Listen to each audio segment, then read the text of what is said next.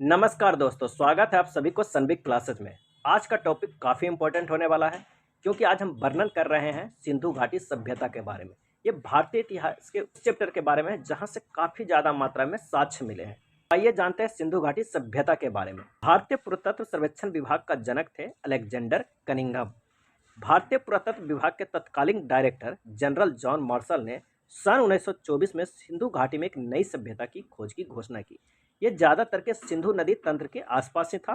सिंधु नदी तंत्र में सतलज नदी, ब्यास नदी, रावी नदी, चेनाब नदी, झेलम नदी ये सब आते हैं, तो इसी के अंतर्गत था, इसलिए इसका नाम पड़ा सिंधु घाटी सभ्यता।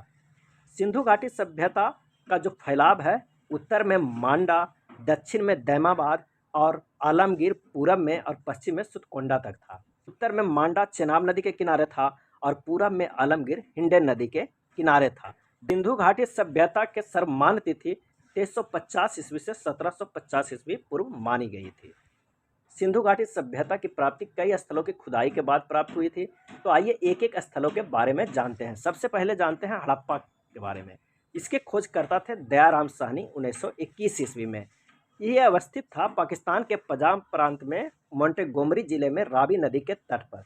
पाकिस्तान के पंजाब प्रांत में मोंटगोमरी जिले में रावी नदी के तट पे यहाँ के महत्वपूर्ण खोज हुए थे। कौन कौन सा वो देखते हैं।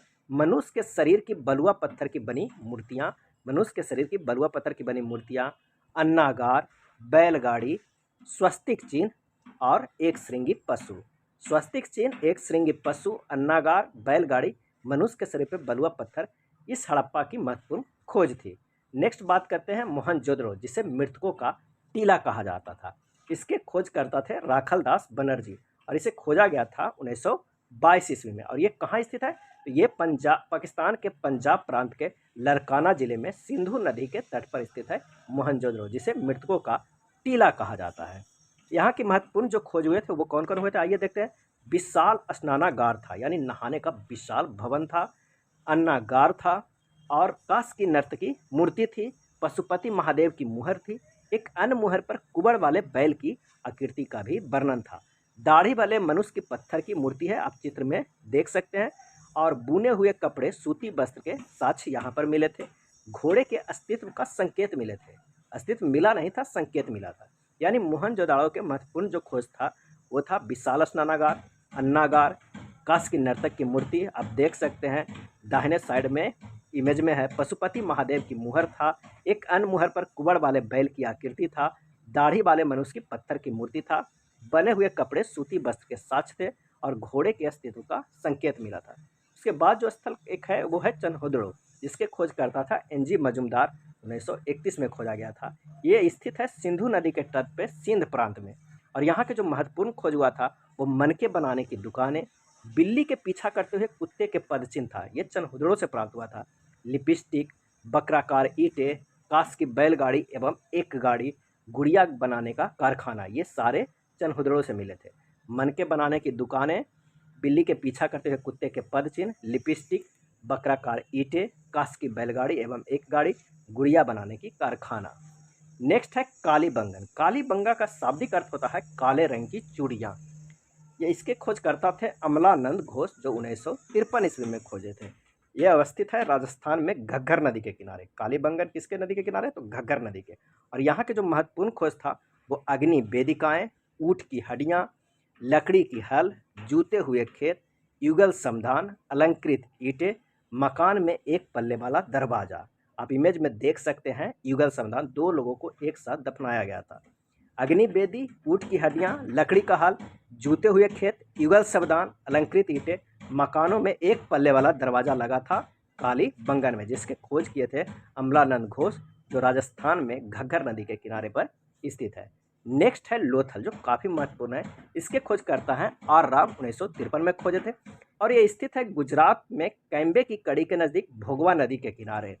यहाँ के महत्वपूर्ण जो खोज हुआ था वो था मानव निर्मित बंदरगाह, गोदी बाड़ा, चावल की भुस्सी, अग्नि वेदिकाएँ, शतरंज का खेल, चावल उपजाने के अवशेष, एक चिन्हित मृतभांड, अन्न पीसने की चक्की, नाव के साथ मिट्टी का खिलौना नाव था, हाथी दांत का पैमाना।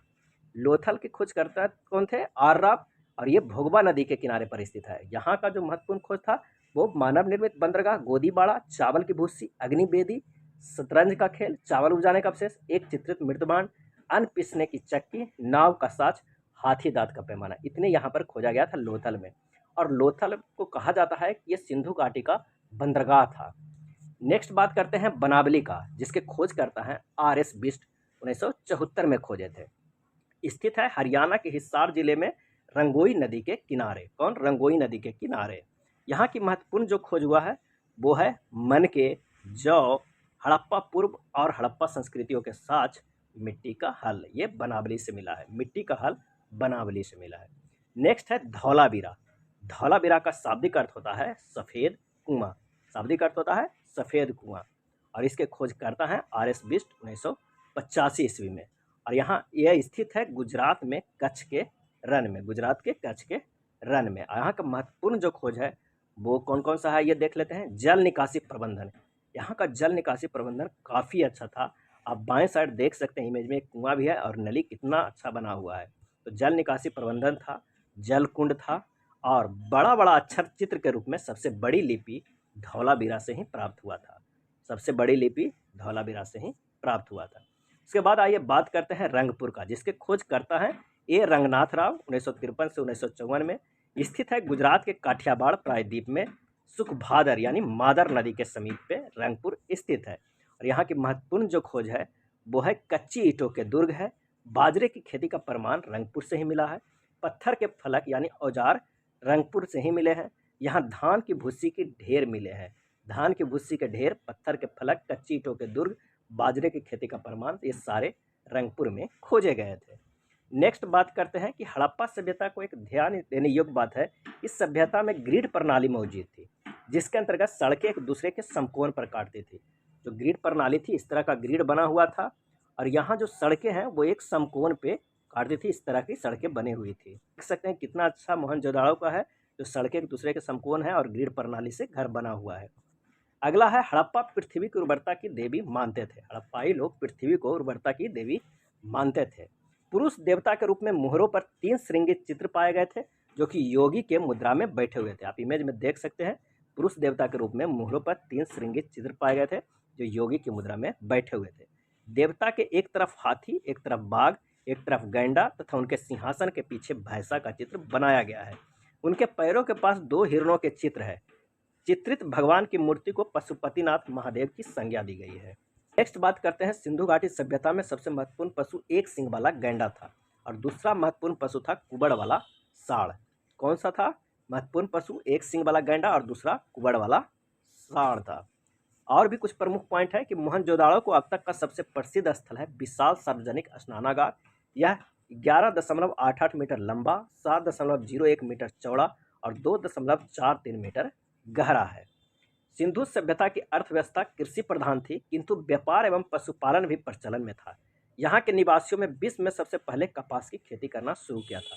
सबसे पहले कपास की खेती सिंधु घाटी सभ्यता के लोग ही किया था, जिसे यूनान के लोगों ने सिंडन कहने लगे थे। देख सकते हैं ये विशाल स्नानागार है।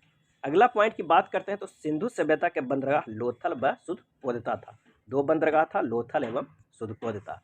पक्षियों में सर्वाधिक किसकी मृण मूर्तियां प्राप्त हुई थी? तो गोरैया की। पशुओं में सर्वाधिक मृण मूर्तियां प्राप्त हुई थी कुबड़ वाला बैल का। पक्षियों में गोरैया का, पशुओं में कुबड़ वाला बैल का। सिंधु सभ्यता को प्रथम नगरीय क्रांति किसने कहा था? तो गार्डन चाइल्ड ने। प्रथम नगरीय क्रांति कहा था गार्डन चाइल्ड ने। इस सभ्यता के लोग मिठास के लिए किसका प्रयोग करते थे? तो शहद का प्रयोग करते थे मिठास के लिए। किस हड़प्पाकालीन स्थल को सिंधु सभ्यता का औद्योगिक शहर कहा गया है? किस हड़प्पाई स्थल को सिंधु सभ्यता का औद्योगिक शहर कहा गया? तो चनहुदड़ो को कहा गया है। सभ्यता के किस स्थल को अर्ध औद्योगिक नगर भी कहा गया है? तो हड़प्पा को कहा गया है। सभ्यता के किस स्थल को तोरण द्वार के नगर कहा गया है? तो हड़प्पा को कहा गया है। हड़प्पा में बस्ती के बाहर स्थित कब्रिस्तान को क्या कहा गया है? ये कई बार प्रश्न पूछा गया है कि हड़प्पा में बस्ती के बाहर स्थित कब्रिस्तान को क्या गया है? तो R37 कहा गया है। हड़प्पा में बस्ती के बाहर स्थित समाधि को क्या कहा गया है? तो HR समाधि कहा गया है। कब्रिस्तान को R37 और स्थित समाधि को HR समाधि कहा गया है। नेक्स्ट पॉइंट है कि किस मिश्र धातु का निर्माण सभ्यता वासियों ने किया था? तो मिश्र धातु था कांसा का। सभ्यता के लोग कितनी फसलों को ज्ञान था? तो 9 फसलों का ज्ञान था सभ्यता वासियों के लिए। मोहरों पर सर्वाधिक अंकन पीपल का मिला था। और मोहरों पर पीपल के बाद सर्वाधिक अंकन किसका मिला था? तो एक श्रृंगी पशु का। पंचतंत्र की चालाक लोमड़ी की आकृति कहाँ से प्राप्त हुई थी? तो ये लोथल से प्राप्त हुई थी, पंचतंत्र की चालाक लोमड़ी की आकृति। मालिश के साथ कुत्ते को दफनाने का साक्ष्य कहाँ से प्राप्त हुए थे? तो रोपड़ से प्राप्त हुए थे। भारत में स्थित सबसे बड़ा हड़प्पाई स्थल थे राखीगढ़ी। भारत में स्थित सबसे बड़ा हड़प्पाई स्थल राखीगढ़ी। आग में पकी हुई मिट्टी को क्या कहा जाता है? तो टेराकोटा कहा जाता है। आग में पकी हुई मिट्टी को टेराकोटा कहा जाता है। और तौल की इकाई सभ्यता किस अनुपात में थी? तो 16 के अनुपात में थी। तौल की इकाई सभ्यता 16 के अनुपात में थी। ये था सिंधु सभ्यता के बारे में प्रमुख वर्णन। अगर वीडियो अच्छा लगा हो तो प्लीज़ लाइक एंड सब्सक्राइब कर दीजिएगा। धन्यवाद।